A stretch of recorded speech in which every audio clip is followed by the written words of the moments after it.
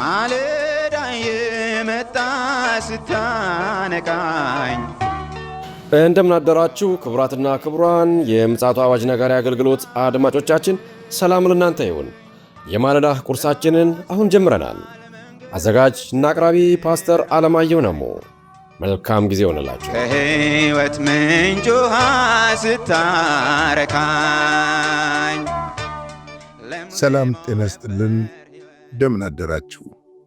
ይህ በምፅዓቱ አዋጅ ነጋሪ አገልግሎት እየተዘጋጀ የሚቀርብላችሁ የማለዳ ቁርስ ፕሮግራም ነው።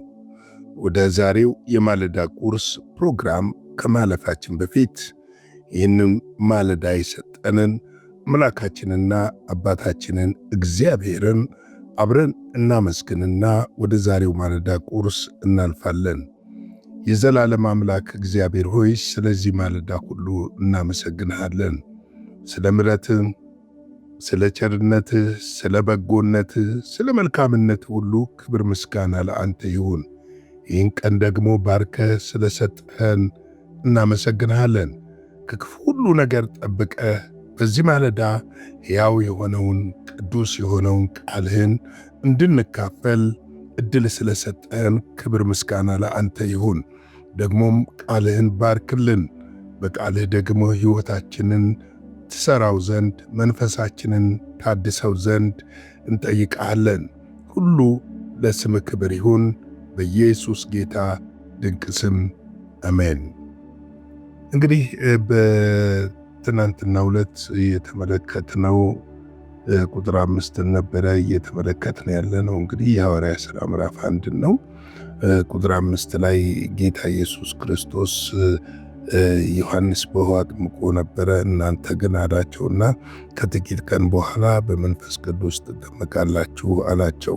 እንግዲህ ይህንን ተስፋ ደግሞ በፊት በዮሐንስ ወንጌል ላይ በምዕራፍ 14 እና 16 ላይ ተናግሮ ነበረ። እንግዲህ አብ የሰጠውን ተስፋ ቃል ጠብቁ ነበር ያላቸው እና ይህን የተስፋ ቃል መቀበል ደግሞ ለአገልግሎታም ለሕይወታቸውም ደግሞ እስከ መጨረሻ ድረስ ከክርስቶስ ጋር ተጣብቆ ለመሄድ የሚረዳ ትልቁ ነገር የመንፈስ ቅዱስ ስጦታ በሕይወታችን መሆኑ ነው።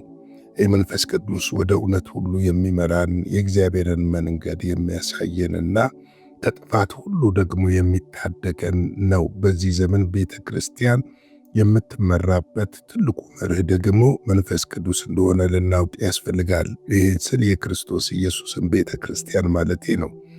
እንግዲህ ምድራችንም ደግሞ ሰላም በተለያየ መንገድ ላይ ያለው ክፉ በኃይል በስልጣን እንዳይሰራ የከለከለው ትልቁ የመንፈስ ቅዱስ በቤተ ክርስቲያን ውስጥ መኖር ነው። ወይም ቤተ ክርስቲያን በምድር ላይ በመንፈስ ቅዱስ ኃይልና ጸጋ መኖሯ እንደሆነ ልናውቅና ልንረዳ ያስፈልጋል። ይሄ ትልቅ ስጦታ ነው።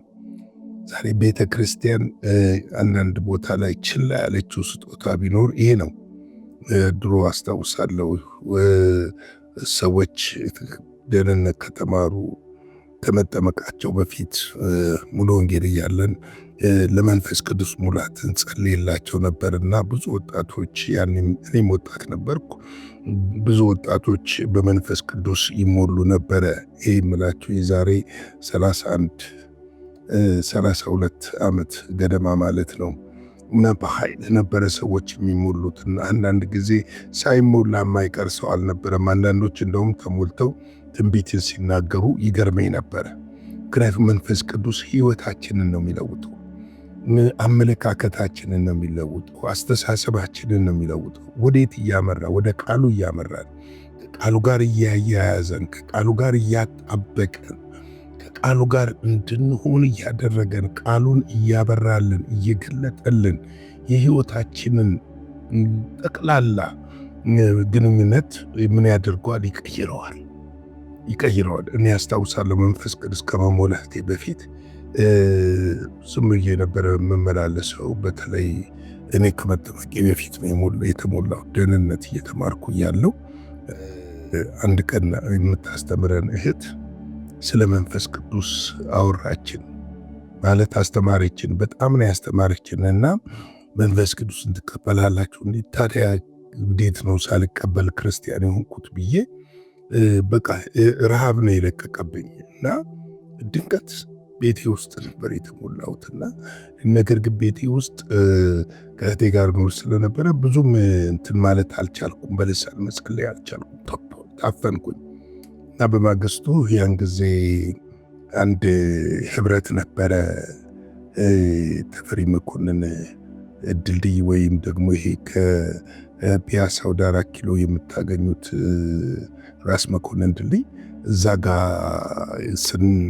ቤቶች ነበሩና እዛ ቤቶች ውስጥ ሄጄ እየጸለይን እያለ በልሳን በጣም ጸለይኩ እና በጣም ለራሴ ይገርመኝ ነበረ። ከዛ በኋላ ነው ህይወቴ ዳይናሚክሊ የተለወጠው። ምክንያቱም ይለውጣል፣ መንፈስ ቅዱስ እውነት ስለሆነ ነው። እኔ ብሄድ ይሻላል፣ አጽናኙን እሰጣችኋለሁ፣ እሱ ከእናንተ ጋር ይሆናል። ዓለም አያውቀውም፣ እናንተ ግን ታውቁታላችኋል። ዓለም አያውቀውም። ዓለም ተረት ነው የሚመስለው። ክርስቶስን ያላወቀ ሰው እኮ ተረት ነው የሚመስለው። የእግዚአብሔር እውነት ያልገባው ሰው ተረት ነው የሚመስለው። ግን ይህንን ይሰጠናል ለማለት ነው። እና ታዲያ ከዚህ ጋር ተያይዞ ጌታ ኢየሱስ ክርስቶስ ይህን በሚላቸው ጊዜ እነሱ ግን አንድ ሹ አነሱ፣ አንድ ጥያቄ አነሱ። እሱ ስለ መንፈስ ቅዱስ ስለ እግዚአብሔር መንግስት ይነግራቸዋል። እነሱ ግን ልባቸው ሌላ ቦታ ነበር ያለው። ቁጥር 6 እንዲህ ይላል፣ እነርሱም በተሰበሰቡ ጊዜ ጌታ ሆይ በዛ ወራት ለእስራኤል መንግስትን ትመልሳለህን ብለው ጠየቁት። እንግዲህ እስራኤል ያን ጊዜ በሮም ቅኝ ግዛት ውስጥ ነበረችና የእነሱ ትልቁ ተስፋ እስራኤል ከሮም ቅኝ ግዛት ወጥታ ራሷን የቻለች ሀገር መሆኗ ያሳስባቸው ነበረ እና እሱ ይነግራቸው የነበረው ግን ስለ ሰማያዊው ነገር ነበረ። የሰማያዊውን ነገር መረዳት አልቻሉም፣ መገንዘብ አልቻሉም። እሱ መንፈስ ቅዱስ ይመጣል ይላቸዋል፣ ትቀበላላችሁ፣ ትጠመቃላችሁ ይላቸዋል። እነሱ ደግሞ እስራኤል ላይ መንግስት መቼ ነው የምትመልሰው ብለው እንግዲህ አንዱ በቀኝ አንዱ በግራ ሆኖ 12ቱም መንገስ እየፈለጉ ይመስላል። ነገር ግን ጌታ ኢየሱስ ክርስቶስ ስለዚህ ጉዳይ አልነበረም። ትልቁ ሐሳቡ ይሄ አልነበረም። ትልቁ ሐሳቡ የሁሉን መንግስታት ጠቅልላ የምትገዛውን የእግዚአብሔር መንግስት መመስረት ነበር የሚናገረው። የእግዚአብሔር መንግስት ይሹ ነበረ በውስጡ ያለው። ምክንያቱም የምድር መንግስታት ይጠፋሉና የምድር ነገስታቶች ያልፋሉና፣ ምክንያቱም ሰማይና ምድርም ያልፋልና አሁን የምናየው ሰማይ ምድር ሁሉ ማለፉ ስለማይቀር ይህንን የሚያልፈውንና ያለ ቀላል የሆነውን ነገር እንዲጠይቁት አልነበረም። የነሱ ጭንቀት ግን የጌታ ኢየሱስ ክርስቶስ ተመልሶ ከመጣ በኋላ 40 ቀናት በእነርሱ ጋር ከተመላለሰ በኋላ አሁንም መንፈስ ቅዱስን ስላልተቀበሉ መረዳት ስላልቻሉ እሱ የሚላቸውን ነገር መረዳት አልቻሉም። ግን ከሐዋርያት ሥራ ምዕራፍ 2 በኋላ ስታነቡ እኮ እነዚህ ሰዎች ናቸው ወይ ለዓለም ወንጌል የሰበኩት ትላላችሁ? እነዚህ ሰዎች ናቸው ወይ ዓለምን ሁሉ በእንደዚህ አይነት ፍጥነት የደረሱት ትላላችሁ? ምክንያቱም የሰዎቹን አመለካከትና አስተሳሰብ የለወጠው ምንድን ነው ብላችሁ ብትሉ መንፈስ ቅዱስ ነው። መንፈስ ቅዱስ ነው የቀየራቸው። መንፈስ ቅዱስ ነው የለወጣቸው። የመንፈስ ቅዱስ መሙላት ነው፣ ያንን ስጦታ መቀበላቸው ነው የለወጣቸው እንጂ ከዛ በፊት እነሱ ያስቡ የነበሩት፣ ይመለከቱ የነበሩት፣ ያተኩሩ የነበሩት፣ ያዩት የነበሩት ነገር ምንድን ነው ብትሉ የምድር መንግስት ነው። የምድር ላይ ዝናን ነበር፣ ገናና መሆን ነበረ። አንድ ጊዜ ራሱ ማን ነው ታላቅ ብለው እኮ ጠይቀውታል። ማን ነው ታላቅ ብለው ሽኩቻም እንደነበረ መጽሐፍ ቅዱስ ያስተምረናል ወንጌላትን ስናጠና። እና ጌታ ኢየሱስ ግን የመለሰላቸው መልስ ያስገርማል። እንደነዚህ ሕፃናት የሆነ ነው ያላቸው። ምክንያቱም ሕፃናት ልባቸው ንጹሕ ነጭ ወረቀት ነው። የሰጣችኋቸውን የሚቀበሉ ናቸው። ሕፃናት ታማኞች ናቸው። ፍቅር ከሰጣችኋቸው ፍቅር መመለስ ይችላሉ። ዝም ብሎ አይደለም ጌታ ኢየሱስ ያንን ምሳሌ የሰጣቸው። ስለዚህ የእነዚህ ሰዎች እሳቤ አይዲያ ሁሉ ምድራዊ መንግስት ነበረ። እነርሱም በተሰበሰቡ ጊዜ ጌታ ሆይ በዚህ ወራት ለእስራኤል መንግስትን ትመልሳለህን ብለው ጠየቁት። በዚህ ወራት ማለት እንግዲህ እሱ ሊያርግ ነው። ከሞት ተነስቷል። በመካከላቸው በአዲሱ አካል እየተመላለሰ ነው ያለው። አዲሱን አካል ነው የሚያዩት።